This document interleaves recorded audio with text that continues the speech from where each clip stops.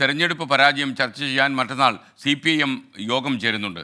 തെരഞ്ഞെടുപ്പിലുണ്ടായ തിരിച്ചടി മണ്ഡലതലത്തിൽ പരിശോധിക്കുമെന്ന് അറിയുന്നു. കൂടുതൽ വിശദാംശങ്ങളുമായി ദീപക് ധർമ്മടം. ഗുഡ് മോർണിംഗ് ദീപക് ധർമ്മടം, പറയൂ. Very good morning SKN.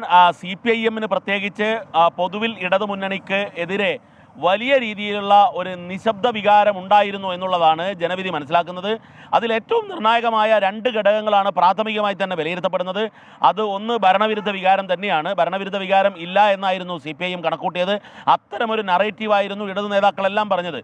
പക്ഷേ എന്നാൽ ഒരു നിശബ്ദമായ ഭരണവിരുദ്ധ വികാരം ആളിക്കത്തുകയായിരുന്നു.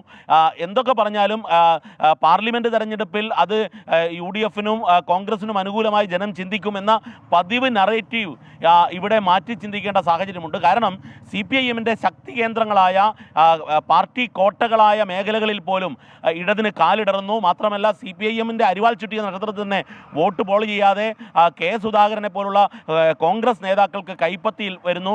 ഇതൊന്നും CPIM ഒരിക്കലും പ്രതീക്ഷിക്കാത്തതാണ്. മറ്റൊരു കാര്യം, ബൂത്ത് തലത്തിൽ മുതൽ ബൂത്ത് കമ്മിറ്റി മുതൽ സംസ്ഥാന സെക്രട്ടേറിയറ്റ് വരെ ചർച്ച ചെയ്ത് 4 മുതൽ 8 വരെ സീറ്റ് ഇടതുമുന്നണിക്ക് ഉറപ്പാണെന്ന് ഉറപ്പിച്ചു.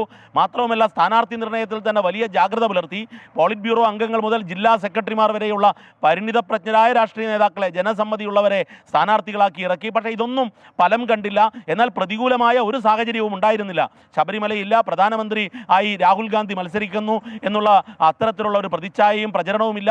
എന്നാൽ നിശബ്ദമായി ഭരണവിരുദ്ധ വികാരം ഉണ്ടായിരുന്നു എന്നുള്ളതാണ് ഏറ്റവും പ്രധാനപ്പെട്ട കാര്യം.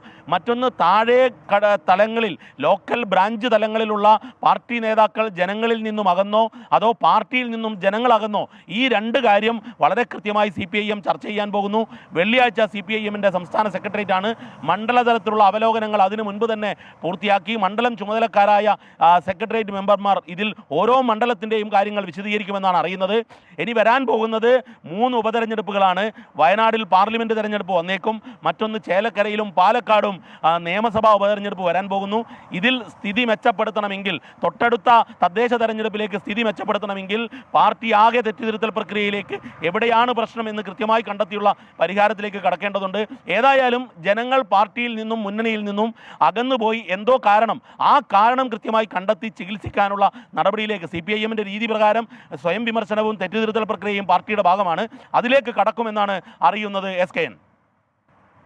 Okay, thank you Deepak Dharmadam.